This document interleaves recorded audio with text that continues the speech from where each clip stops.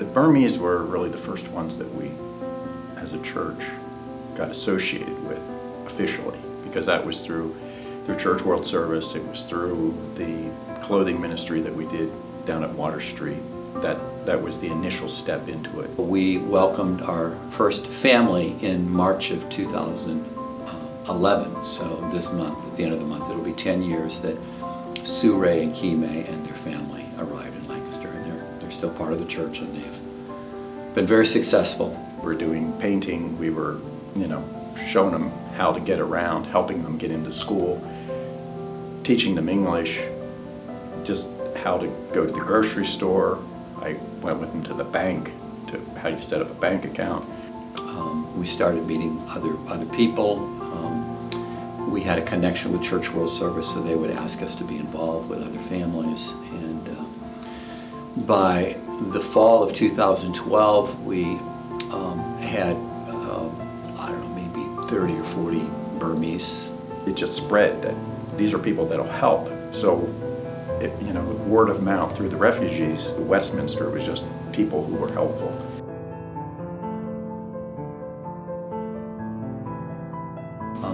It's very difficult for refugees to navigate the American system. Even if they've been here for 3 or 4 years, it's still very, very difficult. They have to come into our territory, and it's so different here, They're used to living outside, basically, cooking outside, running outside.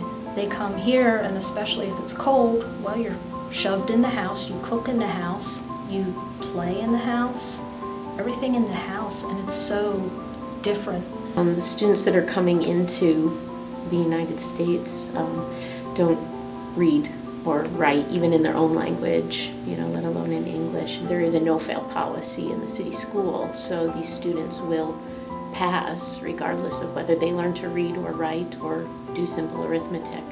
If Americans don't go to bat for people, they'll miss opportunities, they'll miss getting the kind of assistance that they need. They'll fall further behind in terms of becoming part of our American society.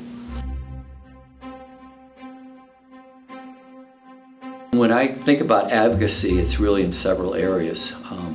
One would be education, another would be healthcare, one is housing, and jobs comes into play there.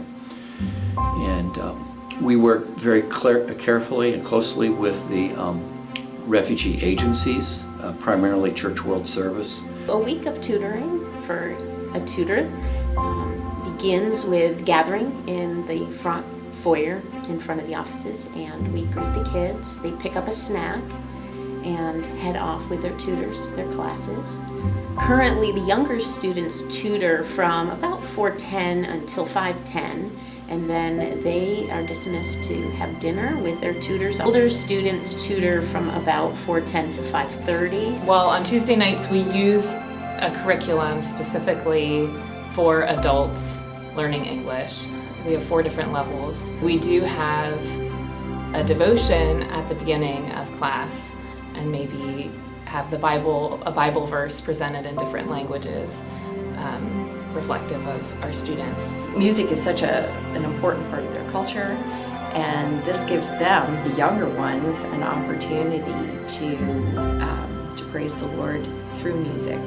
Some of them have experienced some real trauma, and they have come to Westminster very shy, very quiet, very unsure, and we've seen some of these kids really blossom.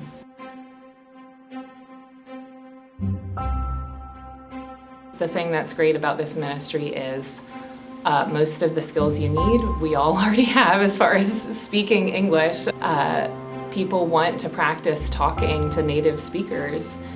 All you need to do is know how to speak English. I think the important thing is a willingness to try and to serve and to trust God that He will use you, and background and experience isn't necessary. What we're looking for in a tutor is someone who would enjoy working with students and building relationships with the students. That really is your only requirement. As far as having to have any specialized teaching degree or anything like that, these students are learning at a very basic level. Math facts, sounds of letters. Most adults could do this tutoring. What would seem like an awkward situation actually sometimes worked as an icebreaker. Go to their house, pick them up, and just pick a word or two that you knew and just start there. Teaching adults who really want to learn, who are coming, after they've spent a long day at work and they're tired, but they really want to learn the language.